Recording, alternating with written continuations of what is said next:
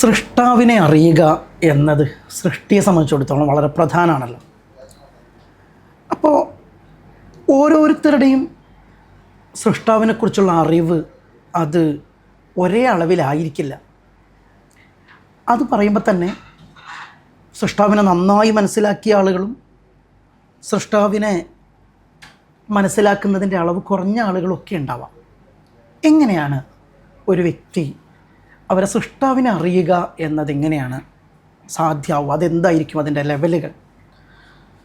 മനുഷ്യനെ സംബന്ധിച്ച് അവൻ അനുഭവിക്കുന്ന അവൻ്റെ ഉള്ളിലുള്ള റബ്ബിൻ്റെ ഒരു അനുഭൂതിയായിരിക്കും എപ്പോഴും അവൻ മനസ്സിലാക്കുന്ന റബ്ബ് എന്ന് പറയുന്നത്. അത് ഓരോരുത്തരും അനുഭവിക്കുന്നതിനനുസരിച്ച് വ്യത്യസ്തമായിരിക്കും എന്നതും യാഥാർത്ഥ്യമാണ്.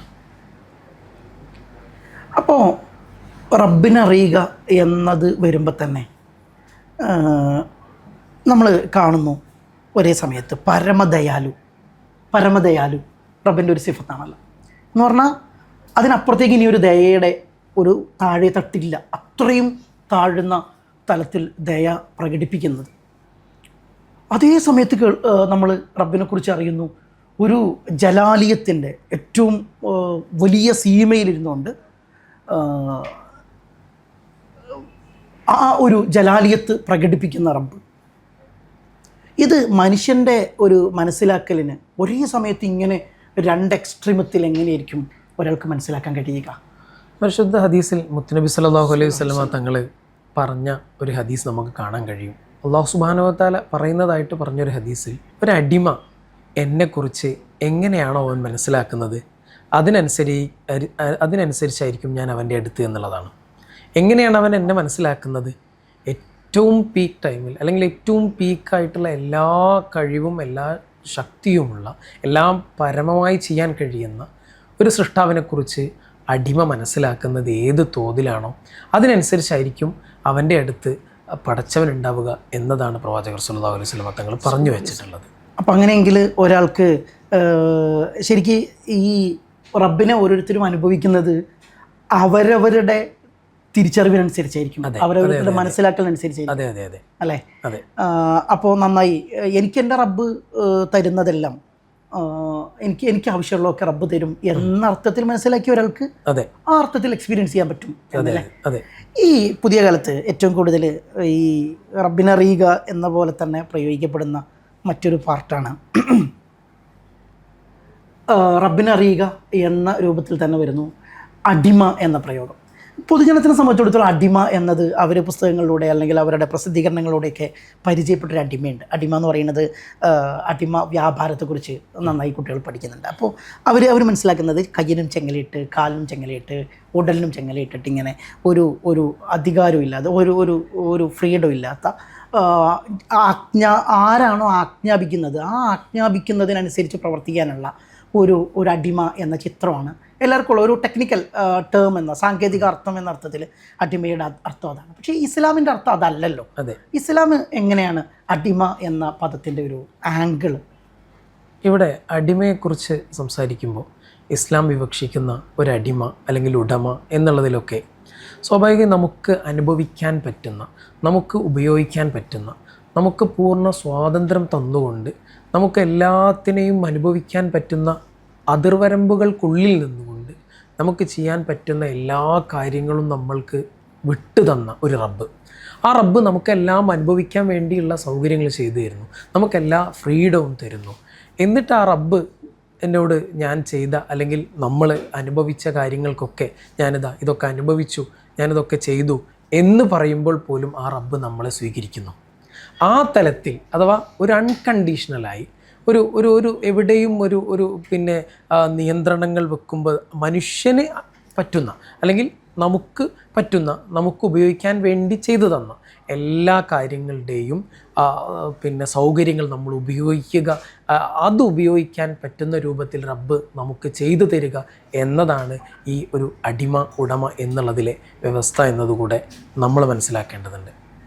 എനിക്ക് തോന്നുന്നു ഒരു പെട്ടെന്ന് മനസ്സിലാവുന്ന രൂപത്തിലാണെന്നുണ്ടെങ്കിൽ സർവ സുഭിക്ഷമായിരിക്കുന്ന ഒരു സംവിധാനം പ്രൊവൈഡ് ചെയ്തിട്ട് അതിന് എന്തും എടുക്കാം, നിനക്ക് ആവശ്യമുള്ളതൊക്കെ എടുക്കാം എന്ന് ഒരു പരിധി വെച്ചുകൊണ്ട് അതിന് എത്ര വേണമെങ്കിലും അത് ഉപയോഗിക്കുകയും അത് ഉപയോഗിക്കാൻ റബ്ബിൻ്റെ അധികാരത്തിലുള്ള ഈ ഒരു സംവിധാനം ഉപയോഗിക്കുന്നതിൽ ഒരു ഒരു ലിമിറ്റ് ഇല്ലാതെ ആൾക്ക് ആവശ്യമുള്ള അത്ര എടുത്തുകൊണ്ട് ഞാൻ എൻ്റെ അടിമയല്ലേ, അതുകൊണ്ട് ഇതിന് ബില്ല് ചോദിക്കുമ്പോൾ ബില്ല് ചോദിക്കാത്ത റബ്ബ് എന്ന് വേണമെങ്കിൽ നമുക്ക് പറയാൻ തോന്നും അല്ലേ.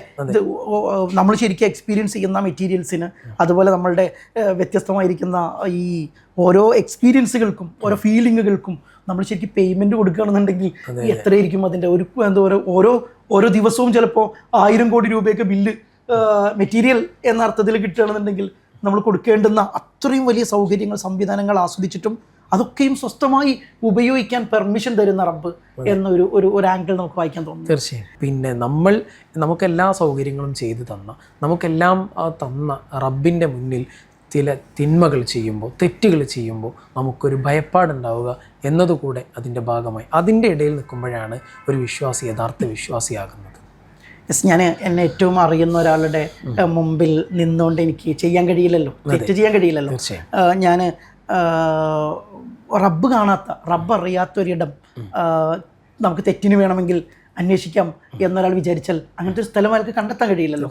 അപ്പം എന്തായാലും ഞാൻ ഈ തെറ്റുകൾ ചെയ്യുമ്പോൾ, അതല്ലെങ്കിൽ ഞാൻ ഈ കുരുത്തക്കേടുകൾ കാണിക്കുമ്പോൾ, ഞാൻ ഈ പ്രയാസങ്ങൾ സൃഷ്ടിക്കുമ്പോൾ, അല്ലെങ്കിൽ അപരനെതിരെ ഞാനൊരു സാധനം ആക്ടിവിറ്റി ചെയ്യുമ്പോൾ അവിടെ എൻ്റെ ഉള്ളിലുണ്ടാവേണ്ടത് ഞാൻ ഈ ചെയ്യുന്നത് മുഴുവൻ കൃത്യമായി കാണുന്ന റബ്ബിൻ്റെ മുമ്പിൽ എങ്ങനെയാണ് എനിക്ക് ഒളിപ്പിച്ചു വെക്കാൻ പറ്റുക. ശരിക്കും ആ ഒരു ആംഗിളിൽ, അതായത് ഇഷ്ടത്തിൻ്റെ പാരമ്യത്തിലേക്ക് എത്തുമ്പോൾ എനിക്ക് ഈ റബ്ബ് എന്നെ വിട്ടുപോയാൽ കഴിഞ്ഞു. അതെ അതെ, ഈ റബ്ബൻ്റെ മുമ്പിൽ ഇനി എനിക്ക് നിനക്കിനി അലോക്കേറ്റ് ചെയ്യുന്നില്ല എന്ന് പറഞ്ഞാൽ കഴിഞ്ഞു, എനിക്ക് പിന്നെ ഒന്നും ഇല്ലല്ലോ എന്ന ഒരു തിരിച്ചറിവിനെ കൂടി അത് പേടിയായി രൂപപ്പെടുന്നു എന്നതാണ് ഖൗഫ്. അങ്ങനെയാണോ വായിക്കേണ്ടത്? പുതിയ കാലത്ത് ചർച്ച ചെയ്യപ്പെടുമ്പോൾ ചിലപ്പം ഇസ്ലാമിനെ കുറിച്ച് പറയുമ്പോൾ, അല്ലെങ്കിൽ ഇസ്ലാമിൻ്റെ വിശ്വാസങ്ങളെക്കുറിച്ച് പറയുമ്പോൾ പേടിപ്പെടുത്തുന്നതാണ്, അല്ലെങ്കിൽ ശിക്ഷയാണ് ഹൈലൈറ്റ് ചെയ്യപ്പെടുന്നത് എന്ന് പലപ്പോഴും നമ്മൾ മനസ്സിലാക്കാറുണ്ട്. എന്നാൽ അതിനേക്കാളേറെ പ്രതീക്ഷയുടെ വചനങ്ങൾ പരിശുദ്ധ ഖുർആനിലും ഹദീസിലും ഇഷ്ടംപോലെ നമുക്ക് കാണാൻ കഴിയും. സൂറത്തുൽ കഹ്ഫിൻ്റെ അവസാനത്തെ വാചകം തന്നെ സൂചിപ്പിക്കുന്നതും പിന്നെ ഫമൻ കാന യർജു ലിഖാ റബ്ബിഹി ഫല്യഅമൽ അമലൻ സ്വാലിഹൻ വലാ യുശ്രിക് ബിഇബാദത്തി റബ്ബിഹി അഹദ.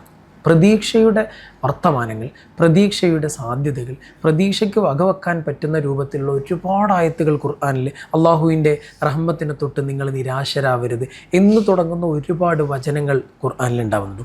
ഒരു വിശ്വാസി അവൻ്റെ വിശ്വാസത്തെ സംബന്ധിച്ചും അവൻ്റെ ഇബാദത്തിനെ സംബന്ധിച്ചും ഒക്കെ എപ്പോഴും ഉണ്ടായിരിക്കേണ്ടത് റബ്ബിലുള്ള പ്രതീക്ഷയാണ്. ഒരു യുവാവായ മനുഷ്യൻ അയാൾ മരണത്തോടടുക്ക് നിൽക്കുന്ന സമയത്ത് അനസ് റളിയല്ലാഹു റിപ്പോർട്ട് ചെയ്തൊരു ഹദീസിൽ കാണാം, പ്രവാചകർ സല്ലല്ലാഹു അലൈഹി വസല്ലമ തങ്ങൾ അദ്ദേഹത്തിൻ്റെ അടുത്ത് ചെല്ലുന്നുണ്ട്. നബി സല്ലല്ലാഹു അലൈഹി വസല്ലമ തങ്ങൾ ചോദിക്കുന്നുണ്ട്, എന്താണ് നിങ്ങളുടെ ഇപ്പോഴത്തെ അവസ്ഥ? അദ്ദേഹം പറയുന്നത്, ഞാൻ അള്ളാഹുവിലുള്ള പ്രതീക്ഷയിലാണ്, അതോടൊപ്പം അള്ളാഹു എൻ്റെ കുറ്റങ്ങൾ, തിന്മകൾ അതിൽ ശിക്ഷിക്കപ്പെടുമോ എന്ന ഭയവും എനിക്കുണ്ട് എന്ന് പറയുമ്പോൾ നബി സല്ലല്ലാഹു അലൈഹി വസല്ലമ തങ്ങൾ പറയുന്ന മറുപടി, ഈ സമയത്ത് നിങ്ങൾ എങ്ങനെയാണോ അതിനെ മനസ്സിലാക്കുന്നത് അതുപോലെ ആയിരിക്കും നിങ്ങളുടെ അവസ്ഥ, അതാ അള്ളാഹു തന്നിരിക്കുമെന്ന് നബി സല്ലല്ലാഹു അലൈഹി വസല്ലമ തങ്ങൾ പറയുന്നു.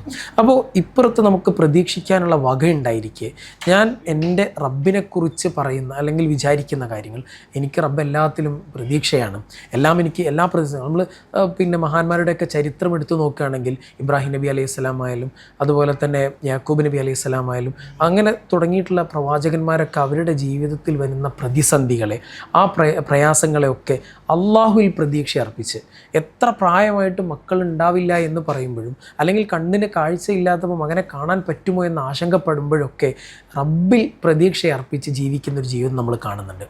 അവിടെ ആ വിശ്വാസത്തെ, ആ ഒരു പ്രതീക്ഷയാണ് ഒരു മുഅ്മിൻ്റെ ഉള്ളിൽ ഉണ്ടാവേണ്ടത്. അങ്ങനെ വരുമ്പോൾ നിങ്ങൾ നേരത്തെ സൂചിപ്പിച്ചതുപോലെ എനിക്കെല്ലാം സൗകര്യങ്ങളും ചെയ്തു തരുന്നത്, എനിക്ക് പ്രതീക്ഷിക്കാൻ വകയുള്ള ഒരു രക്ഷിതാവിൻ്റെ മുമ്പിൽ എങ്ങനെയാണ് ഞാൻ തെറ്റ് ചെയ്യുക, ആ ഒരു ഭയമാണ് നമ്മളുടെ ഉള്ളിൽ ഉണ്ടായിരിക്കേണ്ടത്. അഥവാ നമുക്ക് മറ്റാരെ വിഷയത്തിലെടുത്താലും അയാൾ എന്നോട് ഒരു ഫേവർ കാണിക്കുന്നത് മറ്റെന്തോ അയാൾക്ക് കിട്ടാൻ വേണ്ടിയാണ്. എനിക്ക് ഒരു 5 ലക്ഷം രൂപ ഒരാൾ തരുന്നു എന്ന് പറഞ്ഞാൽ വെറുതെ തരില്ലല്ലോ, എന്തെങ്കിലും ഒരു ഫേവർ ഉണ്ടായിരിക്കും. പക്ഷേ ഒരു ഫേവറും ഇല്ലാതെ, ഒരു ഫേവറും അങ്ങോട്ട് പ്രതീക്ഷിക്കാതെ എല്ലാം ചൊരിഞ്ഞു തരുന്ന റബ്ബ്, ആ റബ്ബ് ആ റബ്ബിനെ എന്തൊക്കെ ഇനി അഥവാ ഇങ്ങനെയൊക്കെ വന്നാലും നമ്മുടെ അടുത്ത് എന്ത് പാകപ്പിഴ വന്നാലും ആ പാകപ്പിഴയെ നാട്ടുകാർക്ക് മൊത്തം കാണിച്ചു കൊടുക്കാൻ പറ്റുന്ന വിധത്തിൽ നമ്മെ മൊത്തത്തിൽ ആളുകളുടെ മുമ്പിൽ വഷളാക്കുന്ന വിധത്തിൽ ഒരു തലവും കാണിക്കാതെ കൃത്യമായി നമ്മെ ഒരു സെക്യൂരിറ്റി കോർണറിൽ നിർത്തുന്ന അല്ലെങ്കിൽ ഒരു സെക്യൂരിറ്റി ഫ്രെയിംവർക്കിൽ നിർത്തുന്ന ഒരാൾക്കും നമ്മളെ തൊടാൻ അനുവാദം കൊടുക്കാത്ത വിധം നമുക്കൊരു പ്രൊട്ടക്ഷൻ ഒരുക്കുന്ന ഈ റബ്ബ്, ആ റബ്ബ് അതാണ് റജാ എന്നർത്ഥത്തിൽ നമുക്ക് വിവക്ഷിക്കേണ്ടത്. അങ്ങനെ ഒരു റബ്ബ് ഉണ്ടാകുമ്പോൾ ആ റബ്ബ് നമ്മളോട് ആ റബ്ബിന് ഇഷ്ടമില്ലായിക ഒരിക്കലും നമ്മുടെ ജീവിതത്തിൽ സംഭവിക്കരുത്. ആ റബ്ബിനോട് നമുക്ക് ഇനിയുമേറെ അടുക്കാൻ കഴിയണം, കൂടുതൽ അറിയാൻ കഴിയണം എന്ന ആ അറിവിലേക്കുള്ള സഞ്ചാരമാണ് ഓരോരുത്തരുടെ ഉള്ളിൽ ഈ പേടി എന്ന് പറയുന്ന ഒരു ഫീലിംഗ് അവസ്ഥയിലേക്ക് അയാളെത്തുന്നത്. അപ്പോൾ ഒരേ സമയത്ത് 2 ഡയമെൻഷൻ കൂടി, 2 വ്യത്യസ്തം എന്ന് നമുക്ക് മെറ്റീരിയൽ തലത്തിൽ തോന്നാവുന്ന 2 ഡയമെൻഷൻ ഒരേ സമയത്ത് അതിൻ്റെ പാരമ്യത്തിൽ കൊണ്ടുപോയി വെക്കുകയാണ് ഖൗഫും റജാവും എന്ന് നമുക്ക് മനസ്സിലാക്കാം. ഈ പലരും പേടിപ്പിച്ചുകൊണ്ടും കൊതിപ്പിച്ചുകൊണ്ടും ഒക്കെയാണ് ദീനിൻ്റെ സ്ട്രക്ചർ കിടക്കുന്നത് എന്ന് പറയുന്ന ചില സ്റ്റേറ്റ്മെൻറ്റുകൾ ഇങ്ങനെ അല്ലെങ്കിൽ ചില ഇടപെടലുകളൊക്കെ കാണുമ്പോൾ അവർ റബ്ബിനെ പഠിച്ചില്ലല്ലോ. അവർ ശരിക്ക് റബ്ബിനെ പഠിക്കാൻ വേണ്ടിയുള്ളൊരു സമയം, എന്താണ് റബ്ബ്, ആരാണ് റബ്ബ്, എന്താണ് റബ്ബ് കോൺട്രിബ്യൂട്ട് ചെയ്യുന്നത്, നമ്മൾ എത്രത്തോളം നമ്മുടെ ജീവിതത്തെ അടയാളപ്പെടുത്തുന്നത് എത്രത്തോളമാണ്, നമ്മളെ എന്തിനാണ് പ്രയാസങ്ങൾ നമ്മുടെ മുമ്പിലേക്ക് തരുന്നത്, നമ്മളെ പരുവപ്പെടുത്താനാണ് എന്ന ഒരു ബോധ്യത്തിലേക്കുള്ള ഒരു സഞ്ചാരം, അതാണ് റബ്ബിനെക്കുറിച്ചുള്ള അറിവിൽ ഒരാൾക്ക് സംഭവിക്കുക എന്ന് നമുക്ക് ഇവിടെ ഖൗഫ് റജാനെ കൺക്ലൂഡ് ചെയ്യാമെന്ന് വിചാരിക്കുന്നു.